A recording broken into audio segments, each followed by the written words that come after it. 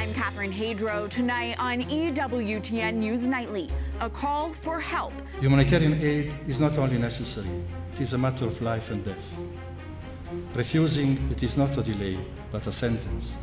Catholic and Orthodox leaders in the Middle East make an urgent appeal as a starvation crisis hits Gaza. The sanctity of life. Why the Department of Health and Human Services is making major changes to organ transplants. Eye on China. President Trump hosts the leader of the Philippines amid discussions over security in the Asia-Pacific region. Plus, science and religion. Catholic reaction on the 100th anniversary of a landmark court case on the teaching of evolution. These stories and more tonight. From EWTN, the Global Catholic Network, this is EWTN News Nightly. Thank you for being with us on the Feast of St. Mary Magdalene. Our top story tonight. President Donald Trump welcomes Filipino President Ferdinand Marcos Jr. to the White House. Our team asked both men about a trade deal. Other big headlines also came out of the meeting, including a swipe at former President Barack Obama. White House correspondent Owen Jensen reports. Owen? Catherine, good evening to you. Lots to get to tonight. Let's start with my questions that I shouted outside the West Wing as the two world leaders met. Take a listen.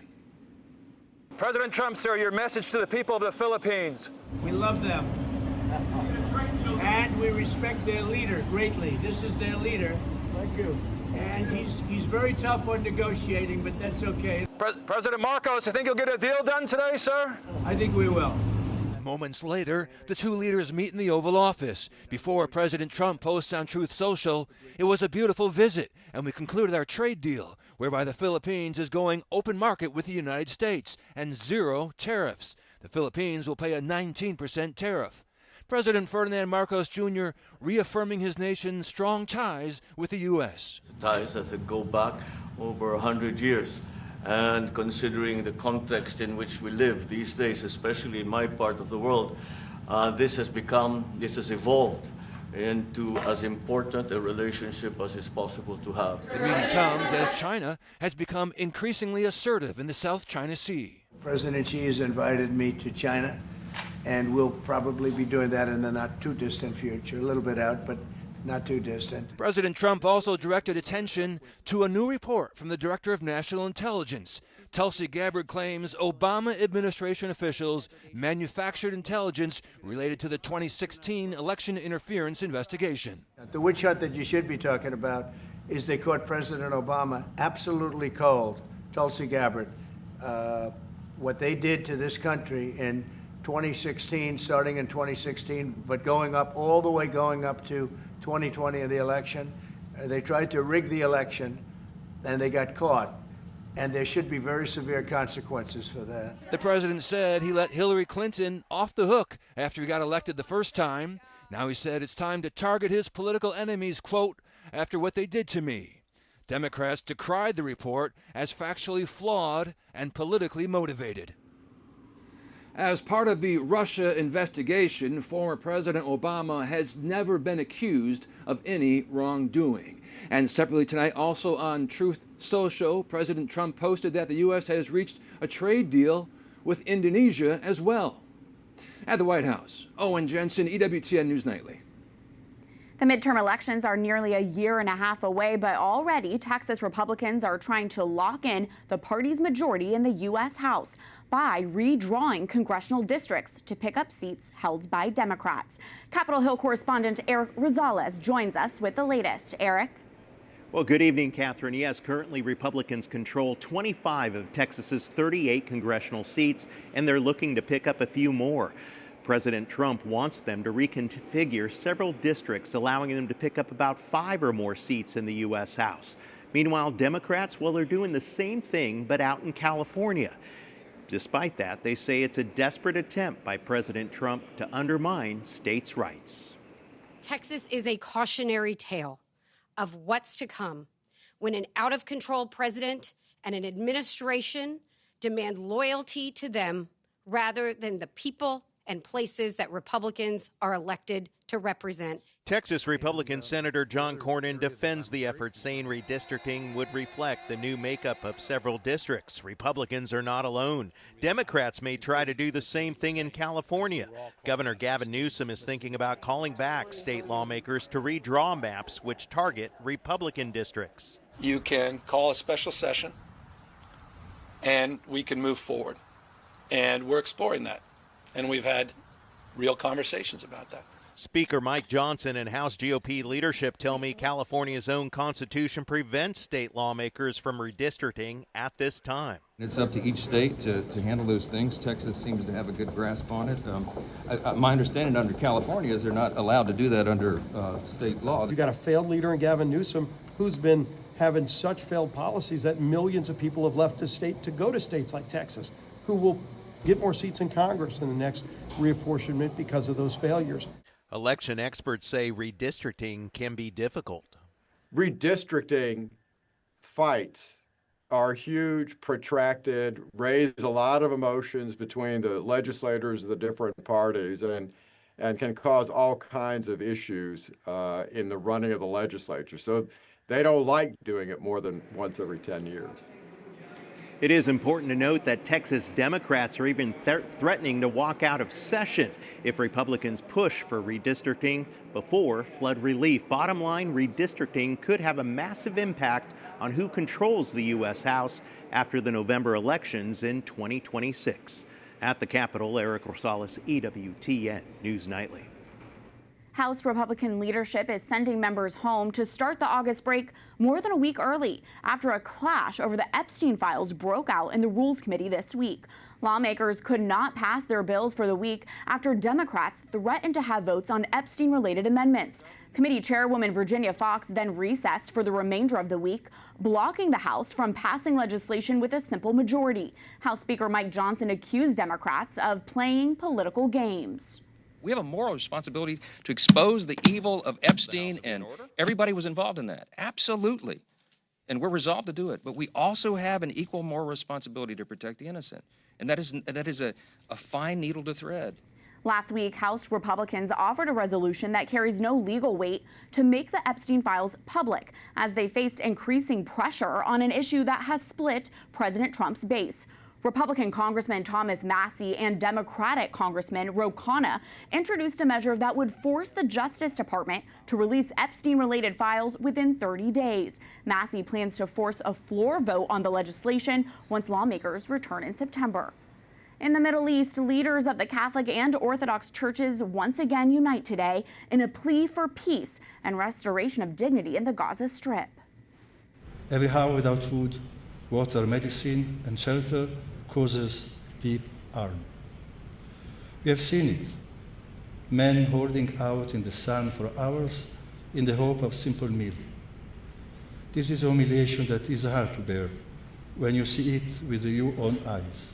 War and hunger are the two dangers in the Gaza Strip. Israeli troops continue their operations on the ground in Deir al-Balah. Until yesterday, it was the last city in Gaza untouched by ground troops. Meanwhile, experts say the Gaza Strip is at risk of famine due to Israel's blockade, and Gaza health officials say starvation has already claimed dozens of lives since the war began. Christians in the Middle East face many challenges inside and outside of the Holy Land. Today, we sat down with distinguished Holy See diplomat Cardinal Fernando Filoni. EWTN Vatican correspondent Valentina De Donato has more on where he sees trouble and hope. There is no place in the Gaza area that has not been touched by the violence of the weapons of the war of revenge, of killings in a way that is truly almost barbaric. To continue holding captive those people who were kidnapped from their families is unacceptable, just as it is still terrible that innocent people seeking water, seeking food, are being targeted. Non c'è una giustificazione per tutto questo. Cardinal Fernando Filoni is the current Grand Master of the Equestrian Order of the Holy Sepulchre of Jerusalem, who also served as prefect of the Congregation for the Evangelization of Peoples and Deputy Vatican Secretary of State. When Israeli shelling blasted through the sanctuary of the one Catholic church in Gaza last week, 3 people were killed. But there was a small reminder of the Church's vital presence even amidst such violence. The cross of the Holy Family Church remained standing. Sorelle e fratelli. While Pope Leo XIV has stressed the role of Vatican diplomacy, the Cardinal worries leaders in the Middle East aren't looking for peaceful options to stop the war. Una telefonata da parte del primo ministro di Israele al Papa. A phone call from the Israeli Prime Minister to the Pope at a very difficult time for the small community. But it's not just about that community. It wasn't unusual for the Palestinian Authority to reach out at the same time, and for other surrounding groups to reach out. Well, this shows that people are starting to not believe that weapons alone are the only option. Non credere che solo le armi abbiano la possibilità. The Cardinal is no stranger to the violence in the Middle East. He also served as apostolic nuncio to Iraq during the Second Gulf War. Mi ricordo una cosa anche interessantissima perché I remember something very interesting when I was in Baghdad. I went up north to Mosul. At that moment, I went to visit the bishop, whose house had been mined and exploded. A priest who had been hiding there came out and said, "Look, they've destroyed the house, but the painting of the Pope on the wall hasn't fallen, and the cross here hasn't fallen," he said. "We are stronger than violence." non è caduta. E diceva, noi siamo più forti della violenza. The war in the Middle East isn't the only pressing issue right now. Cardinal Filoni spoke about the possibility of Presidents Zelensky and Putin holding talks at the Vatican. But he stressed it will take more than a meeting place to end the conflict between the two countries. In questo caso, I leader. In this case, the leaders who wanted the wars that led to the war desire it. Because if this will is lacking, you can even offer a golden platform, but it won't work. It's the will of the people involved in the war who must accept or reject the possibility of dialogue, of discussion. Che devono accettare o meno di poter dialogare, di poter discutere. In Rome, Valentina Di Donato for EWTN News Nightly. We have a lot more still to come on EWTN News Nightly, including a landmark trial. We'll tell you why a 1925 legal case is still relevant 100 years later, and a call for reform, the disturbing signs found by an investigation into organ donation.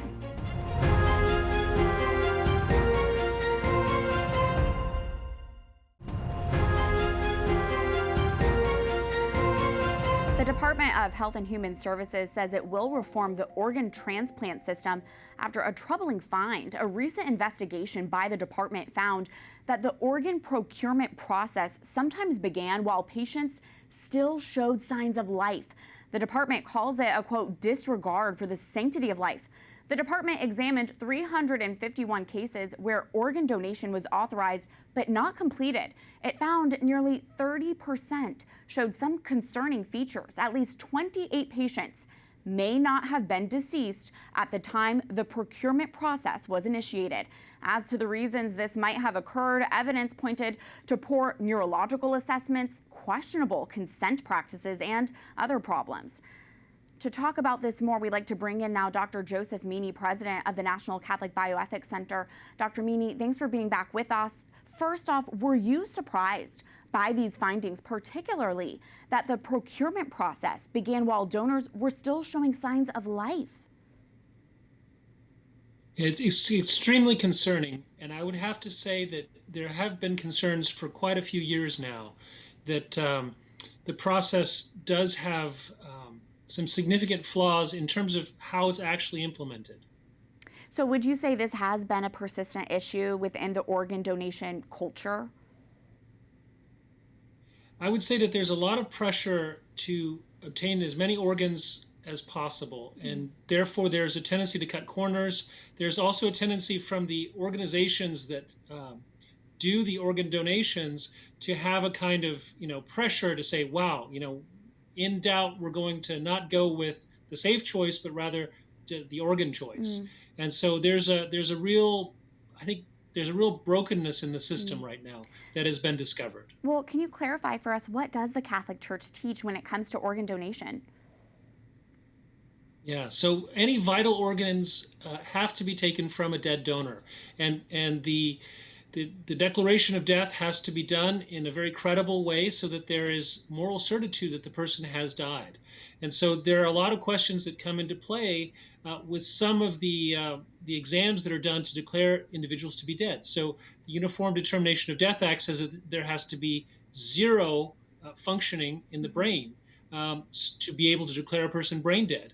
And there's some question marks, as to how those clinical criteria are applied properly to determine if a person is truly brain dead. And then on top of that, there's now a lot of donations that are done through cardiac determination. And so what that does is they wait for a person's heart to stop beating, and then they wait a certain period of time. But sometimes it's an extremely short period, 1, 2, 3, 4 minutes. And then they declare the person dead, and then they take out their organs. If that is not done extremely well, then there's a real possibility the person is still alive that is being declared dead. And so then the extraction of the organs, the heart, etc., is actually the cause of death. I have less than a minute with you, but HHS says they will reform the organ program. What changes do you want to see? I think there's a need for a great deal of respect for the donors and the donors' families. There's a need for moral certitude. So what needs to happen is to have a really strong determination of death before any kind of vital organ donation process is initiated. Dr. Joseph Meanie, president of the National Catholic Bioethics Center, thank you. This week marks 100 years since the end of one of the most famous court cases in American history. In July 1925, the small town of Dayton, Tennessee, hosted a trial on human evolution, the interpretation of the book of Genesis, and broader sentiments about Christianity in what is known as the Scopes trial. A substitute science teacher was found guilty of violating Tennessee's ban on teaching evolution in schools. His $100 fine was later overturned. The Scopes trial often is portrayed as science against religion, but is that entirely accurate? Earlier, I talked to Father John Connley, chair of philosophy and theology at Loyola University, Maryland. I started by asking him why this case was so important in 1920s U.S. education. It was extremely important because in many science classes, there was a growing emphasis on Darwin's theory of evolution. And many people believed Darwin's theory of evolution conflicted with the biblical account of creation we find in the Bible, especially the opening chapters of Genesis. And what was reaction from Catholics during and after the trial? The reaction from Catholics was very mixed because I think here's part of the problem. Tennessee was an overwhelmingly Protestant state.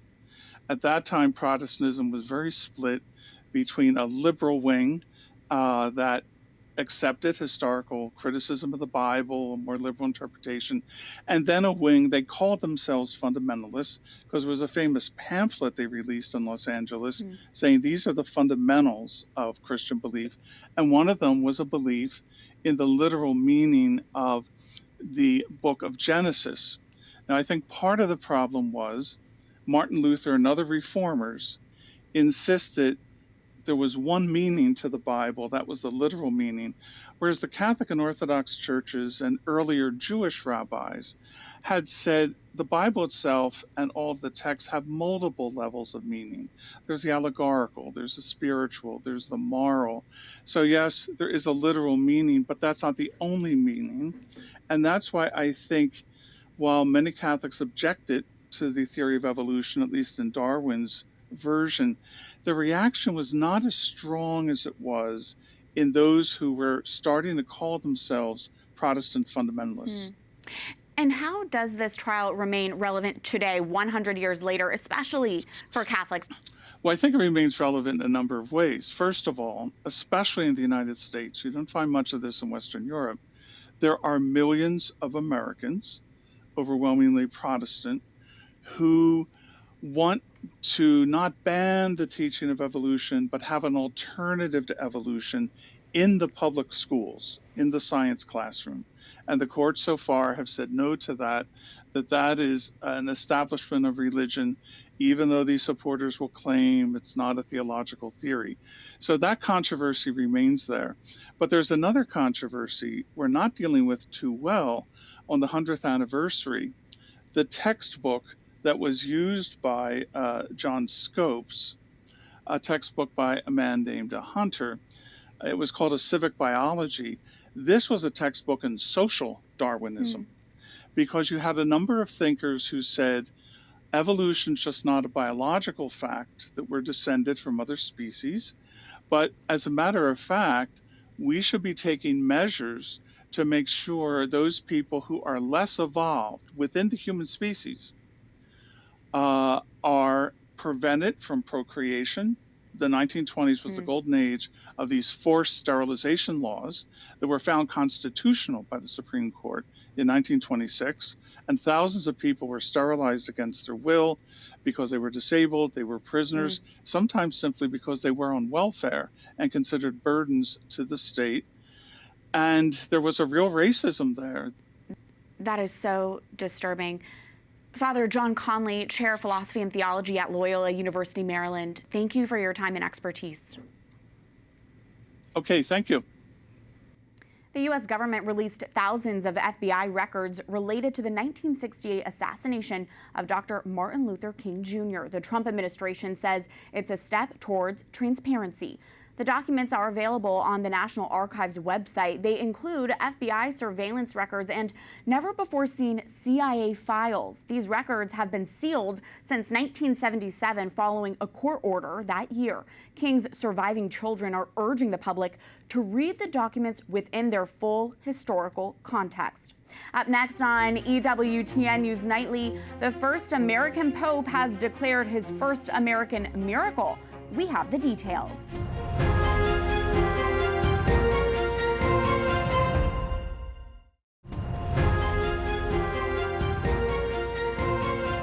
Reports from New England say Pope Leo XIV has recognized the first miracle of his papacy, and it involves a newborn baby in Rhode Island. Local media say the miracle involves an unresponsive newborn baby in 2007 in Pawtucket, Rhode Island. To try and save the child, the doctor reportedly invoked the name of Salvador Valera Parra, a 19th century Spanish priest. The Diocese of Providence says the boy suddenly recovered, suffering no apparent damage from the lengthy period of oxygen deprivation, and went on to lead a healthy life. For more, we turn now to Michael O'Neill, award-winning author and host of The Miracle Hunter on EWTN Radio. Michael, great to be with you. We just mentioned the basics of this baby boy's miraculous recovery back in 2007. What more do you know about this story?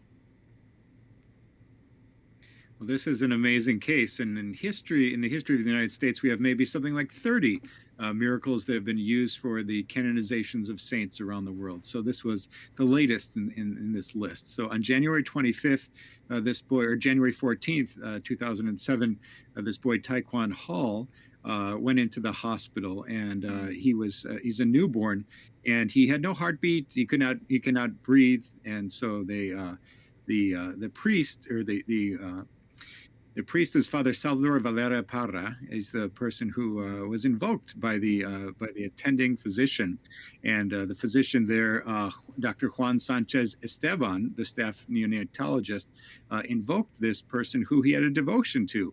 After he could do no more, after nearly an hour of not breathing, after a heartbeat could not be detected at that time, this priest was invoked, and we see this miraculous recovery, and they expected quite a bit of difficulties after birth, but after some months in the hospital, we see that the boy has recovered and was able to walk after 2 years and speak after 2 years. So he is in good condition, and he's a regular boy now. Incredible. Pope Leo was elected just on May 8th, so he's been Pope for a little more than 2 months at this point, and he's been very active in promoting causes of saints. Michael, what should we be looking out for from Pope Leo in the coming months and years even as it relates to miracles and the saints?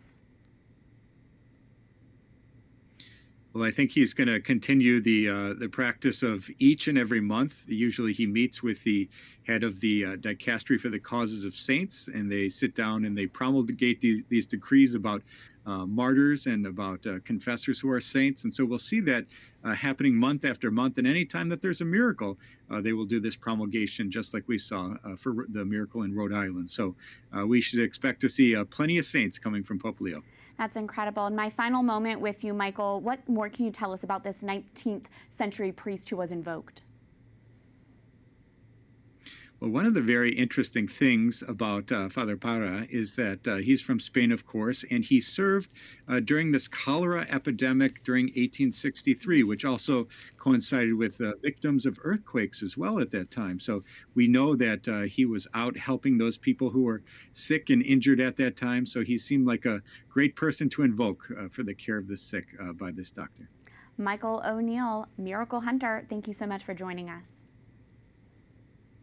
Thank you. And we thank you for watching tonight. Remember, you can follow us on social media, Facebook, X, and Instagram at EWTN News Nightly. I'm Catherine Hadro. Good night, and God bless.